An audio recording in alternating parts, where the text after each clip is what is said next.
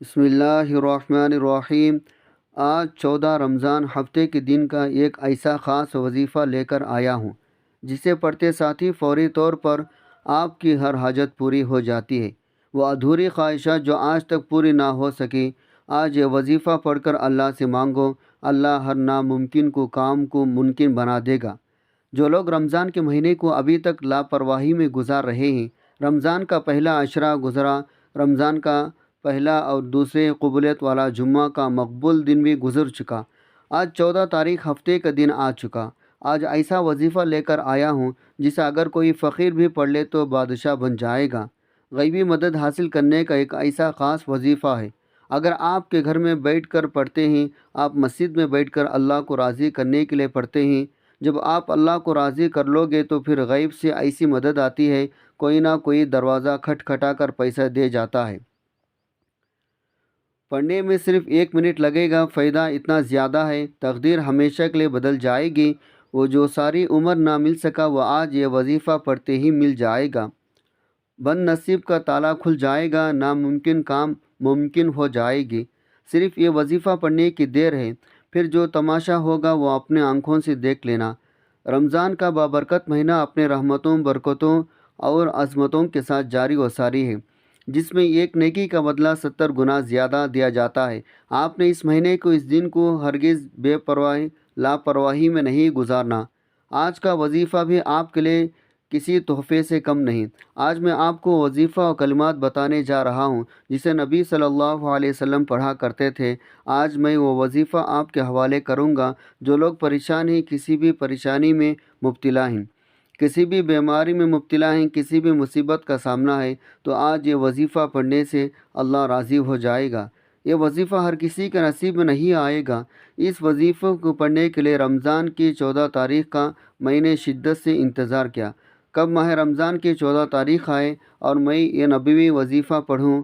آج اگر کوئی تنگ دست ہے، تنگ دستیاں ختم ہونے کا نام نہیں لے رہی، ایک وقت کا کھانا کھانے کو ہے تو دوسرے وقت کا سوچنا پڑتا ہے۔ آج اگر کوئی بندہ یہ وظیفہ نہیں پڑھے گا، یقین کرے اپنے پیروں پر کلہاڑی وہ خود مارے گا۔ اس وظیفے سے آپ کو اتنا فائدہ ملے گا، آپ گن نہیں پاؤ گے۔ جو بندہ یہ وظیفہ پڑھتا ہے، رب کعبہ اس پر ہر طرح کی پریشانیوں کو، تنگ دستیوں کو دور فرمائے گا، اس پر رحمت کی نظر فرمائے گا۔ اگر کسی بندے پر اللہ پاک کی صرف ایک نظر رحمت ہو جائے اس کی ساری زندگی کے لیے، تو کیا 7 نسلوں تک وہ رحمت کی نظر کافی ہو جائے گی۔ آپ چاہے دنیا جہاں کے کسی بھی کونے سے تعلق رکھتے ہو، آپ انڈیا سے ہیں، پاکستان سے ہیں، بنگلہ دیش سے ہیں، جاپان، دنیا کے کسی بھی کونے سے آپ کا تعلق ہے، جب بھی آپ کے ملک میں ماہ رمضان کی 14 تاریخ ہفتے کا دن آ جائے، آپ نے وظیفہ کسی صورت نہیں چھوڑنا۔ آج آپ نے وظیفہ لازمی پڑھنا۔ آپ چاہے صبح نماز فجر کے بعد پڑھ لیں، چاہے نماز ظہر کے بعد پڑھ لیں، نماز عصر، مغرب، عشاء، کسی بھی نماز کے بعد آپ یہ وظیفہ پڑھ سکتے ہیں۔ نہ وقت کی کوئی پابندی ہے، نہ جگہ کی کوئی قید ہے۔ آپ دکان پر ہیں، دکان پر پڑھ لیں، دفتر، کاروبار، سفر میں چلتے پھرتے پڑھ لو، لیکن ماہ رمضان کی 14 تاریخ ہفتے کے دن یہ وظیفہ کسی صورت مت چھوڑنا۔ تو آئے ناظرین، اب ہم جان لیتے ہیں آپ نے یہ وظیفہ کیسے پڑھنا ہے اور کن کن باتوں کا خاص خیال رکھنا ہے۔ لیکن اس سے پہلے آپ سے گزارش ہے، اگر آپ نے اس چینل کو سبسکرائب نہیں کیا تو اس چینل کو ابھی سبسکرائب کر لیں، کیونکہ ایسے بہت سے وظائف، بہت سے اعمال آپ کے حوالے ڈیلی بیسک پر کرتا رہوں گا انشاءاللہ۔ اب عمل کیا ہے؟ آج 14 رمضان ہفتے کا پورا دن، پوری رات آپ کے پاس موجود ہے۔ آپ کو جب جہاں جیسے وقت مل جائے، باوضو مصلی پر بیٹھ کر آپ نے سب سے پہلے اللہ کے حبیب صلی اللہ علیہ وسلم کی ذات مبارکہ پر 3 بار درود پاک پڑھنا ہے۔ درود پاک آپ کون سا بھی پڑھ سکتے ہیں۔ آپ مختصر آسان سا درود صلی اللہ علیہ وعلی آلہ وسلم پڑھ لیں، یا صلی اللہ علی محمد پڑھ لیں، یا پھر آپ نماز والا درود ابراہیمی پڑھ لیں۔ درود ابراہیمی کی فضیلت و برکت سے سب سے زیادہ ہے۔ میں آپ سے یہی کہوں گا، نماز والا درود ابراہیمی پڑھیں، کیونکہ وہ درود ہے جو سب سے زیادہ افضل درود ہے۔ اس درود کا رتبہ بہت زیادہ ہے۔ روایت میں ہے، حضور صلی اللہ علیہ وسلم بھی تمام دردوں میں درود ابراہیمی کو ہی سب سے زیادہ پسند کرتے تھے۔ سب سے زیادہ محبوب رکھتے تھے، تو آپ نے کوشش کرنی ہے درود ابراہیمی پڑھیں، ایک بار اصول برکت اور ثواب کی نیت سے ایک بار میرے ساتھ بھی پڑھے گا۔ اللہم صلی علی محمد وعلی آل محمد کما صلیت علی ابراہیم وعلی آل ابراہیم انکا حمید مجید۔ اللہم بارک علی محمد وعلی آل محمد کما بارکت علی ابراہیم وعلی آل ابراہیم انکا حمید مجید۔ 3 بار درود پاک پڑھتے ساتھی فوری طور پر آپ نے اپنے خاص مقصد کی نیت کرنی ہے۔ آج جو بھی مانگو گے مل جائے گا، جس مقصد کی نیت کرو گے وہ مقصد پورا ہو جائے گا۔ آج بے گھر ہو، گھر مانگ لو، گھر مل جائے گا، گاڑی مانگ لو، گاڑی مل جائے گی۔ نوکری نہیں مل رہی، نوکری کی نیت کر کے پڑھ لو، نوکری مل جائے گی۔ من پسند شادی کرنا چاہتے ہو، من پسند شادی ہو جائے گی۔ قرض سے نجات چاہتے ہو، اس کی نیت کر لو، قرضہ اتر جائے گا۔ نافرمان اولاد کے لیے پڑھ لو، نافرمان شوہر کے لیے پڑھ لو۔ میاں بیوی میں محبت کی کمی ہے، تڑپنے والی محبت چاہتے ہو، اس کی نیت کر لو۔ آج دنیا کی بڑی سی بڑی حاجت، بڑے سے بڑے مقصد کو ذہن میں رکھ کر بیٹھ جانا، وہ مقصد جسے انسان عقل ناممکن کہتی ہے، آج وہ ناممکن کام بھی ممکن ہو جائے گا۔ اپنے مقصد کی نیت لازمی کرنی ہے۔ اپنے مقصد کی نیت کرتے ساتھی فوری طور پر ایک بار اعوذ باللہ من الشیطان الرجیم بسم اللہ الرحمن الرحیم پڑھ کر وظیفے کا آغاز کرنا ہے، اور یوں محسوس کرنا ہے جسے دنیا جہان سے آپ کا تعلق ختم۔ آپ روضہ رسول کے جالیوں کے قریب بیٹھ کر یہ خاص عمل، یہ خاص وظیفہ پڑھ رہے ہیں۔ سب سے پہلے نمبر پر جو وظیفہ آپ نے پڑھنا ہے وہ وظیفہ لا الہ الا اللہ محمد رسول اللہ کا وظیفہ ہے۔ لا الہ الا اللہ محمد رسول اللہ یہ کلمہ طیبہ ہے، یہ مومن کی پہچان ہے۔ جب کوئی بندہ اس خاص عمل، اس خاص وظیفے کو بتائے گئے طریقے ترتیب سے پڑھتا ہے تو پھر راستوں کی تمام رکاوٹیں ہٹ جاتی ہیں، تمام بندشیں ٹوٹ جاتی ہیں، آپ کے راستے رزق وسیع عریض ہو جاتا ہے، ایمان مضبوط ہو جاتا ہے۔ لا الہ الا اللہ محمد رسول اللہ کی بدولت اللہ پاک آپ کے صغیرہ کبیرہ گناہوں کو معاف فرما دیتا ہے۔ آپ نے کس طریقے سے پڑھنا ہے ذرا دھیان سے ملاحظہ کریں۔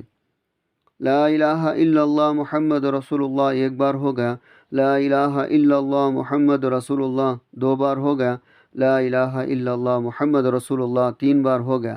اس طرح سے آپ لا الہ الا اللہ محمد رسول اللہ کو ہاتھ کی انگلیوں پر پڑھ لیں یا تسبیح کے دانوں پر پڑھ لیں۔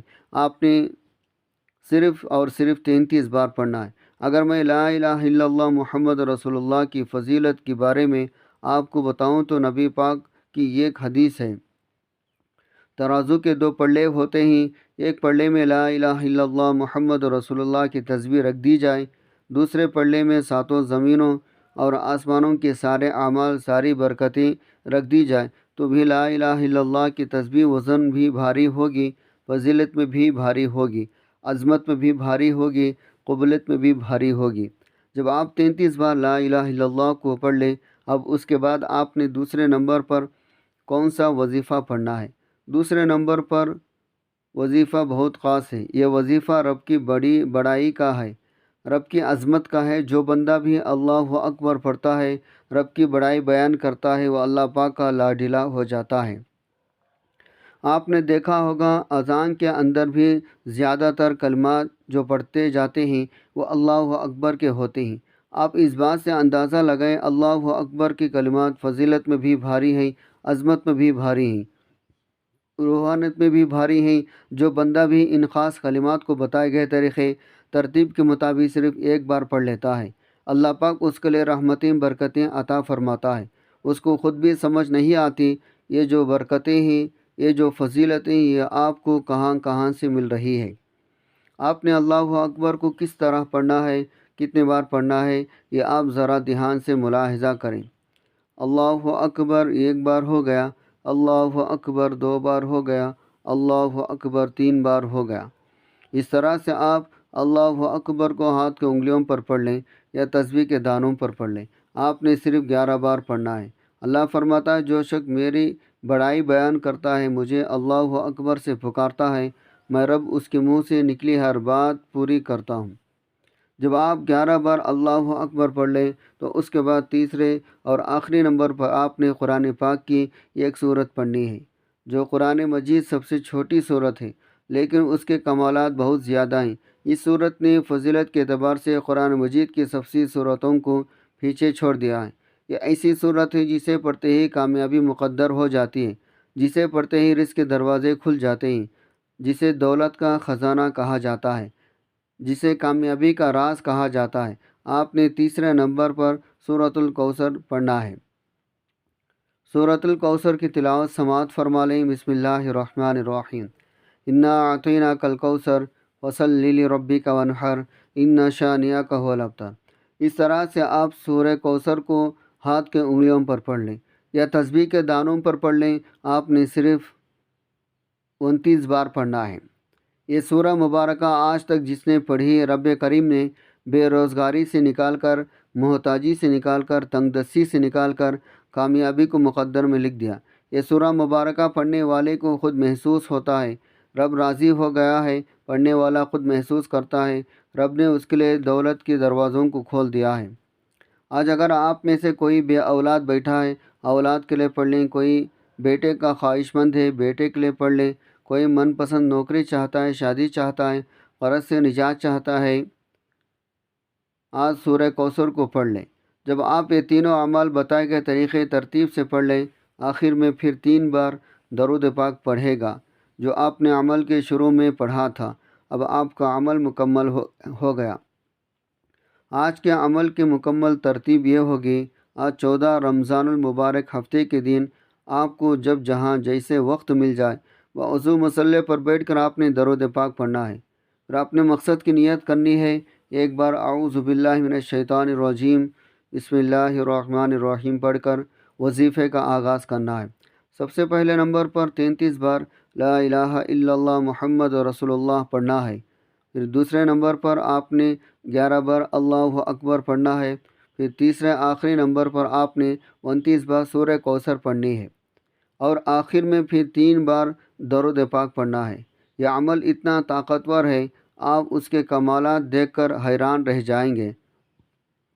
آپ کی ہر خواہش، ہر پریشانی، ہر مسئلہ حل ہو جائے گا۔ ایک بار دل سے یقین کے ساتھ اس عمل کو کریں، نتائج آپ کے سامنے ہوں گے۔ ناظرین، اس عمل کو کرنے کے بعد آپ نے سچے دل سے دعا مانگنی ہے۔ دعا کے کچھ آداب ہیں جو بہت سے لوگ نہیں جانتے۔ دعا مانگنے کے کچھ طریقے ایسے ہیں جو اللہ کو پسند نہیں۔ حضور اکرم صلی اللہ علیہ وسلم نے دعا کے آداب کو لازم کرتے ہوئے فرمایا، اللہ تعالیٰ غافل دل کی دعا قبول نہیں فرماتا۔ مومن بندہ جب عاجزی انکساری کے ساتھ دل سے دعا کرتا ہے، اگر کوئی قبولیت دعا کے معنی نہ ہو، اس کے 3 چیزوں میں سے ایک ضرور ملتی ہے۔ یا اس کی مانگی ہوئی مراد قبول کر لی جاتی ہے، یا اس پر آنے والی مصیبتیں ہٹا دی جاتی ہے، یا پھر آخرت میں اس کا کوئی بدلہ متعین کیا جاتا ہے جو اس کی آخرت میں عطا کیا جائے گا۔ نبی صلی اللہ علیہ وسلم نے فرمایا، بندے کی دعا اس وقت تک قبول ہوتی رہتی ہے جب تک وہ کوئی گناہ یا قطع رحمی کی دعا نہیں مانگتا، جلد بازی نہیں کرتا۔ دعا کے آداب یہ ہیں، اللہ کو حاضر ناظر تصور کر کے دعا مانگی جائے، اور دونوں ہاتھ اپنے سینے کے مقابل اٹھائے، ہتھیلیاں آسمان کی طرف رکھی جائے، عاجزی کو اپنے اوپر مسلط کر کے نظریں نیچے رکھی جائے، خدا تعالیٰ کی حمد و تعریف کی جائے، درود شریف پڑھ کر پھر اللہ تعالیٰ سے اپنے گناہوں کی معافی مانگی جائے، پھر اپنے اقربا رشتہ دار تمام مسلمانوں کے لیے خوب دعا مانگی جائے، آخر میں درود شریف پڑھ کر منہ پر ہاتھ پھیر لی جائے۔ یقین کرتے ہوئے اٹھے، یہ دعا اللہ تعالیٰ کو بارگاہ میں ضرور قبول ہو چکی ہوگی۔ اللہ تعالیٰ ہماری تمام دعائیں قبول فرمائے، آمین ثم آمین۔ دعا ہے، رب کریم میرا سنانا اور آپ کا سننا اپنی پاک بارگاہ الہی میں قبول و منظور فرمائے، جو مانگا مقدر فرمائے، جو نہیں مانگ سکے بن مانگے عطا فرمائے، آمین۔ ناظرین، اپنی رزق میں برکت اور وسعت کے لیے اللہ تعالیٰ کے 99 ناموں میں سے کوئی ایک نام کمنٹ میں ضرور لکھے۔ جزاک اللہ خیرہ۔ اللہ تعالیٰ ہم سب کا حامی و ناصر ہو، آمین۔ السلام علیکم ورحمۃ اللہ وبرکاتہ۔